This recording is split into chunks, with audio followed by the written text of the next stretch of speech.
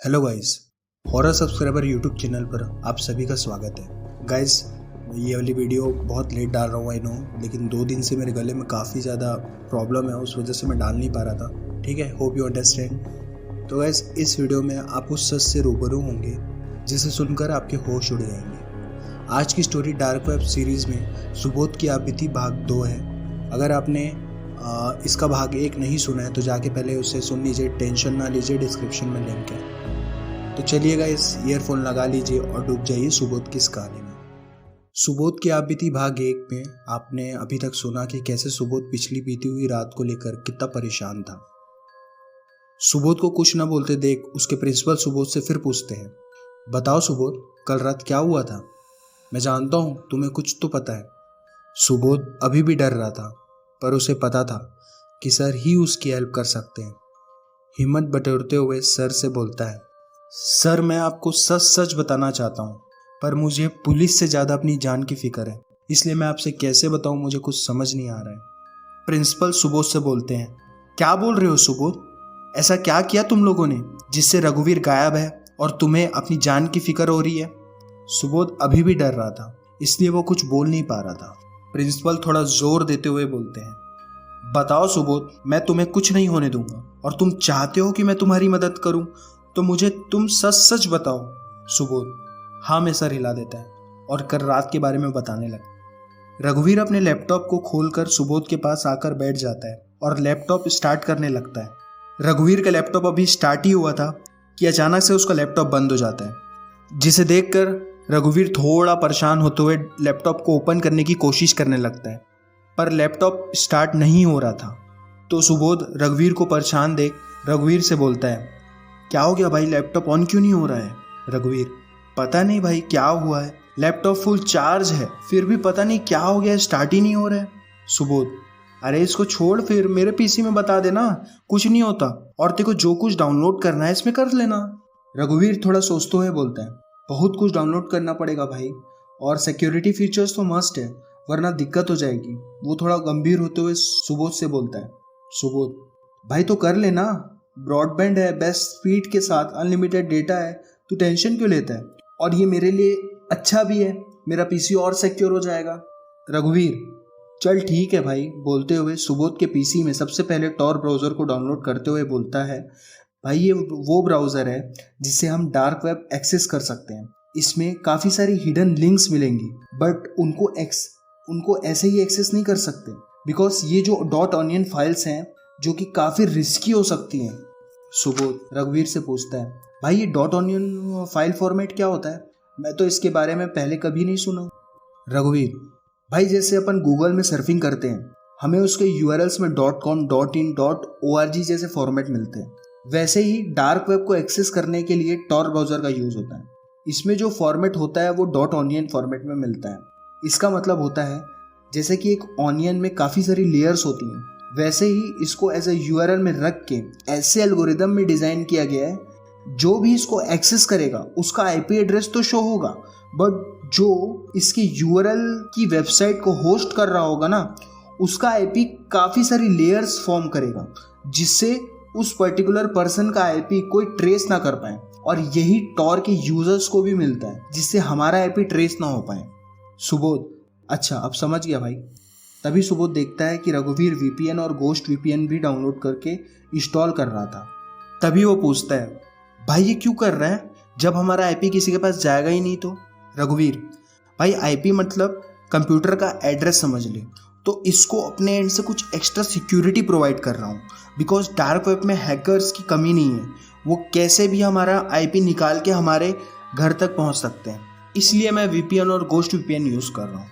रघुवीर सारी security features Subodh के पीसी में इंस्टॉल कर देता है और टॉर ओपन करके बताता है, भाई ये जो डार्क वेब है ना, ये ऐसा ब्लैक मार्केट है जहाँ हर चीज़ बिकती है, जैसे कि ड्रग्स, अफीम, गन, मिसाइल।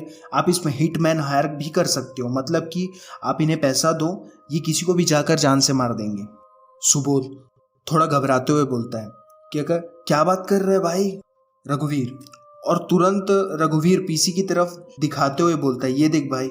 सुबोध ये सब देख के काफ़ी शॉक में चला जाता है। वो देख दिखता है वहाँ पे कुछ ड्रग्स, गन्स, अफीम को ऑनलाइन बेच रहे थे और वो एक दो हिटमैन्स की प्रोफाइल भी दिख रही थी, जिसे देख के सुबोध घबरा रहा था।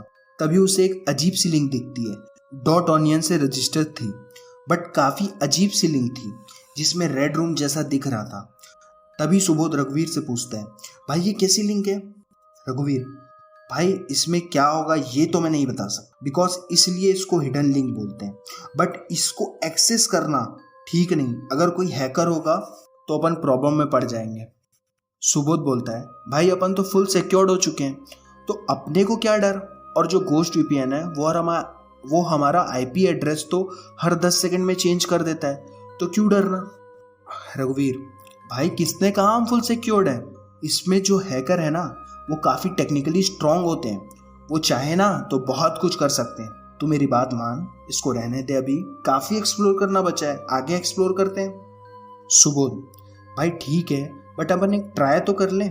बस इस लिंक में ऐसा वैसा कुछ हुआ ना तो अपन तुरंत इसको बंद कर देंगे। रघुवीर थोड़ा नाराज होते हुए बोलता है, भाई ये मजाक नहीं है, हम दोनों की जान भी जा सकती है। सुबोध थोड़ा सैड होते हुए बोलता है, चल ठीक है भाई।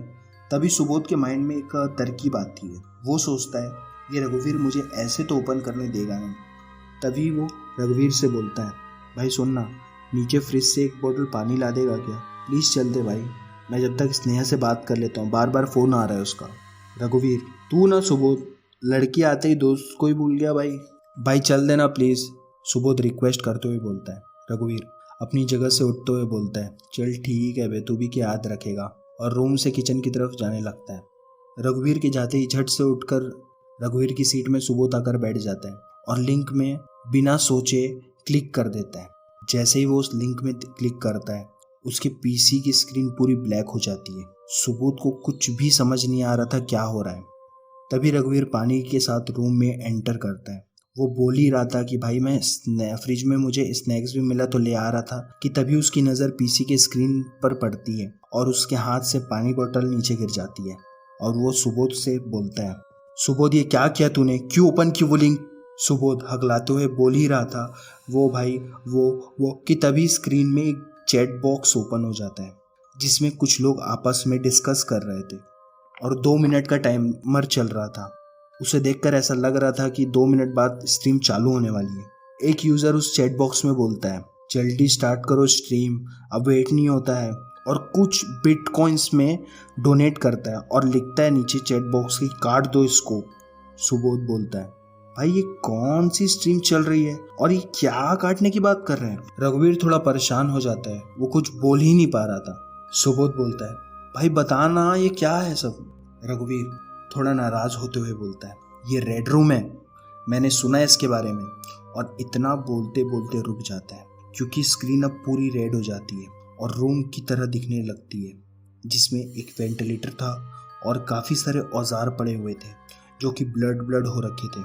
साथ ही कुछ ऐसे भी सामान थे जो सिर्फ टॉर्चर के लिए काम आते थे। सुबोध और रघुवीर इसे देख के हक्का बक्का हो गए थे और काफ़ी परेशानी में दिख रहे थे।